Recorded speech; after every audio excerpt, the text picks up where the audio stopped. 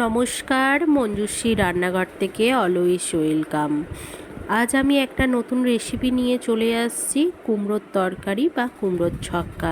রুটি, লুচি কিংবা পরোটা দিয়ে বেশ ভালো লাগবে খেতে। দেখো, এখানে আমি কুমড়ো আর আলুটা চৌকো চৌকো করে কেটে নিয়েছি, ভালো করে পরিষ্কার করে ধুয়ে নিয়েছি।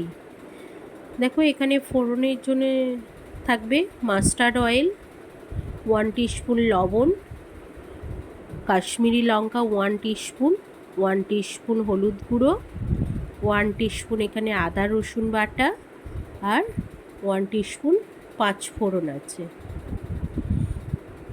আর এখানে আমি একটা শুকনো লঙ্কা ফোড়নের জন্য, 3টে চেরা কাঁচা লঙ্কা, আর দারচিনি, এলাচ, লবঙ্গ আছে। দেখো, একটা দারচিনি, একটা এলাচ, একটা লবঙ্গ আছে। আর এখানে আমি কিছুটা পরিমাণ কাঁচা ছোলা নিয়ে নিয়েছি, আর রোস্ট করা বাদাম নিয়ে নিয়েছি, চীনা বাদাম। আর এখানে আমি জিরেকে রোস্ট করে আমি গুঁড়িয়ে নিয়েছি। দেখো, বাদামের খোলাগুলোকে আলাদা করে আমি বাদামটাকে দুভাগ করে নিয়েছি। আর এখানে স্বাদ মতো চিনি আছে। কড়াইটি আমি ওভেনে বসিয়ে দিয়েছি। এবার কড়াইটি গরম হয়ে গেলে আমি মাস্টার্ড অয়েলটা দিয়ে দিচ্ছি।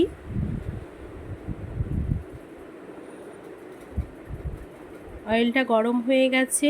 এবার আমি শুকনো লঙ্কাটিকে কেটে দিলাম, আর পাঁচফোড়নটি দিয়ে দেব। তেলের ওপর শুকনো লঙ্কা পাঁচফোড়নটা দিয়ে দিলাম। এবার লাল লাল করে ভাজা হয়ে গেছে। এবার আমি দারচিনি, এলাচ, লবঙ্গটা শিলনোড়ায় থেতো করে নিয়েছি, আমি ফোড়নে দিয়ে দিয়েছি। দেখো, তারপর আমি এখানে আলু আর কুমড়োটাকে দিয়ে দিলাম। ভালো করে নাড়াচাড়া করে নেব, ভালো করে লাল লাল করে ভেজে নেব। মঞ্জুশ্রী রান্নাঘরটিকে সাবস্ক্রাইব করে দেবেন, বেল আইকনটি প্রেস করে দেবেন। সবাই লাইক, কমেন্ট, শেয়ার করবেন। আর আজকের রেসিপিটি কেমন হয়েছে অবশ্যই কমেন্ট করে জানাবেন। সবাই আমার পাশে থাকবেন। দেখো, এখানে আমি হাফ লাল হয়েছে, আমি এখানে চেরা কাঁচা লঙ্কা আর কড়াইটা দিয়ে দিলাম, ছোলা কড়াইটা দিয়ে দিলাম। এরপর আমি আদা রসুনটা দিয়ে দিচ্ছি, আর লবণটা দিয়ে দিয়েছি। তারপর আমি কাশ্মীরি লঙ্কা ইউজ করেছি, এখানে গুঁড়ো লঙ্কা ইউজ করিনি। এখানে হচ্ছে চেরা কাঁচা লঙ্কা আছে বলে সেই জন্য আমি কাশ্মীরি লঙ্কাটা ইউজ করেছি। এখানে হলুদ গুঁড়ো, লঙ্কার গুঁড়ো আমি মিক্সড করে নিচ্ছি, ভালো করে কষিয়ে নিতে হবে। বাটি দেওয়া জলটা আমি দিয়ে ভালো করে কষিয়ে নিচ্ছি।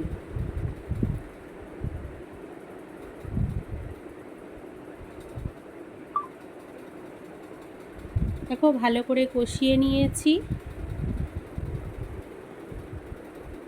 একটু কিছু পরিমাণ আমি নাড়াচাড়া করে নেব। ভালো করে কষানো হয়ে গেছে।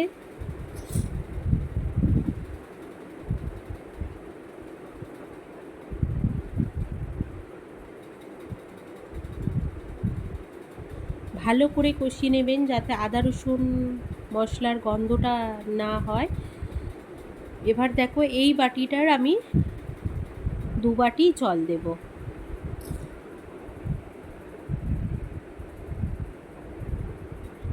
এবার আমি ঢাকনাটা দিয়ে দেব সেদ্ধ করার জন্য। আপনারাও বাড়িতে এইভাবেই ট্রাই করবেন, খেতে খুব ভালো হয়।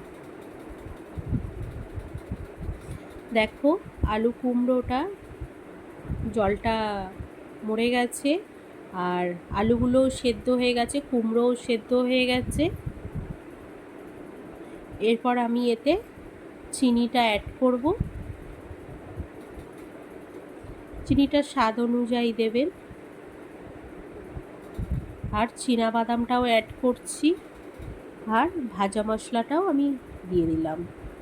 এবার আমি ভালো করে নাড়াচাড়া করে নেব।